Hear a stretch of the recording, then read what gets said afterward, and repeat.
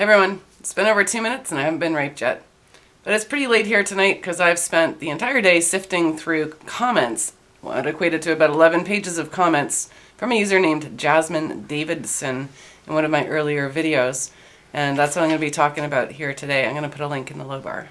Stop playing break free from your chains, to break free from your cage. What we don't want to do is go back to a traditionalist world.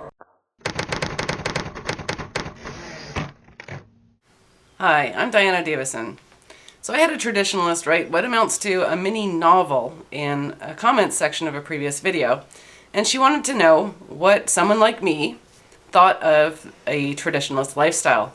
Because apparently she missed the part where I say, stop playing break free from your chains, to break free from your cage. What we don't want to do is go back to a traditionalist world. So let me introduce Jasmine. She had a self-described sheltered lifestyle surrounded by big strong men who kept her away from those evil women's, except for the time that she got bitch slapped in the bathroom because apparently just the sight of her aggravates other girls. I'm a petite woman and a girly girl. I simply had no defenses against such viciousness. So here's the description that she's planned for herself since the age of 10. I love children, and I've been trusted with the care of infants and young children since the age of 13. I cooked and baked for my men alongside my mother. I love to cook and bake and have over 100 original recipes in my catalog. I'm a designer and seamstress of women's and children's clothing. Daddy brought me a sewing machine and a mannequin for my 12th birthday. I learned to knit, sew, embroider, crochet, and quilt, and learned the arts and crafts of home decoration. In other words, I determined, as early as the age of 10, that like my mother, I wanted to be a homemaker wife, and I was going to be a pro. So you'll notice that she says her men. Now traditionalists have this codependent kind of relationship, the ownership / provider relationship, where she feeds her men and he protects his women. She also refers to her father as daddy, and we'll hear later on how that role of father was handed over to her husband later on, through the ritual where he asked permission and so on. The few friends I had at school were boys. Like the men in my family, they were always kind to me and protective toward me. I like men. I'm gonna get some milk. Just one milk? I'll be okay. My big brother always set a fine example for me and kept the boys in check. LOL. Actually, my male friends were good guys and treated me like their sister, and my brother mentored them when he was around. I met my husband-to-be when my brother brought him home for a Thanksgiving weekend after they completed their postgraduate work. He was 26. I noted that he was a nice-looking man in that ruggedly handsome way a feminine girl like me adores, but thought of him in much the same way as I did my big brother. Besides, I was just a girl. I was amazed when he asked my father to court me a month later. He had already asked for my brother's approval, of course, before talking to my father, as technically I was still a minor. I never gave it a second thought at the time, as I knew that my men would never place me in the hands of someone who would hurt me. And so everything revolves around her. Remember, she's come to YouTube seeking MGTOW opinions on her lifestyle. Apparently nobody's explained this to her. Gynocentrism, MGTOW, don't mesh. She claims elsewhere in her novel that men shouldn't put women up on pedestals, but my goodness, how they love to just coo and fawn over her and ask permission to approach.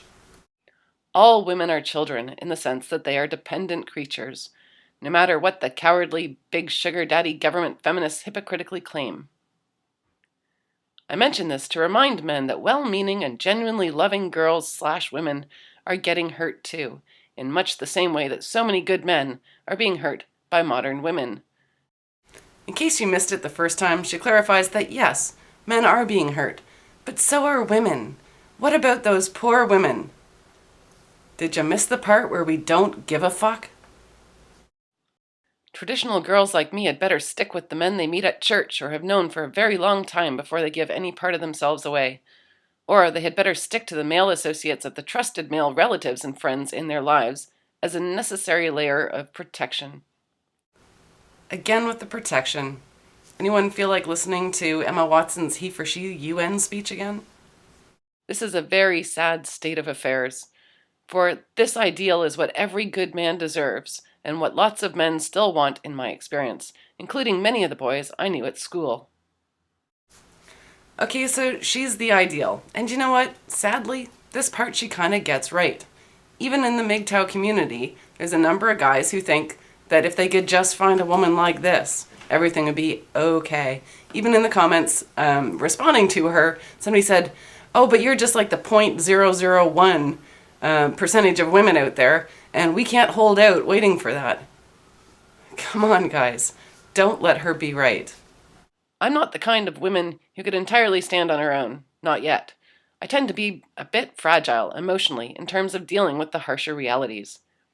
I can face them and accept them for what they are. I don't pretend. It's just that I tend to be one of those females who bursts into tears while expressing anger at something that's hurtful or wrong. So I'm thankful that I have a strong man to protect me. My husband's a rock. And now she's appealing to male vanity. She's just the helpless, weak woman, and she needs a big, strong man. Seems you guys are forgetting. You'd be better off with a puppy dog. You still have to pay for it, but it won't divorce you and take half your stuff. And it dies after only 12, maybe 15 years at most. I have my own life within the home he provides, and lots to bring to it that keeps me busy. As for my ideal husband, actually, the notion I had was that I was simply going to love and respect the man I would marry, preserving my whole heart for him. I had no particular qualities in mind, aside from him being a genuinely good man with traditional family values. Oh, big and strong is nice. So she's attempting to refer to an earlier part of her story where she describes her home-based business that she started from the time she was 16. But you can tell that this is now just a hobby. It's something that she does to keep herself busy. She's crafty, she gets around, she's crafty, she's always down, she's crafty, she's crafty, and she's just my Oh yeah, it was pointed out in the comments section as well that she says she knew who her husband was going to be, what he was going to look like before she even had a face to put onto it. So really, she's just living in a fantasy world in which she's found a guy who will fill that role for her. It doesn't actually matter who he was, as long as he was able to fill that fantasy role. All right, so around this time, I show up in the comments section, and I basically just said, are you for real? I actually didn't believe that the story she was telling could be real, especially in the circumstances where she's asking me what I think about her lifestyle. So I just asked her for some more information so that I could actually be sure I was responding to a real person. And she kind of got the feeling like I didn't like her very much. I'm used to this attitude, though. I just didn't expect it here. This is the reaction we, those of us who embrace this concept, usually get from feminists. I don't understand why people get mad, and it makes me sad. Yes, we're just like the feminists. Except for the gynocentrism part and the caring what women want part. But, go ahead and tell us why your lifestyle is so great. Who keeps the car I drive for household errands, serviced, gassed, and in good repair? Not me. He does that. As a stay-at-home wife, I rarely drive.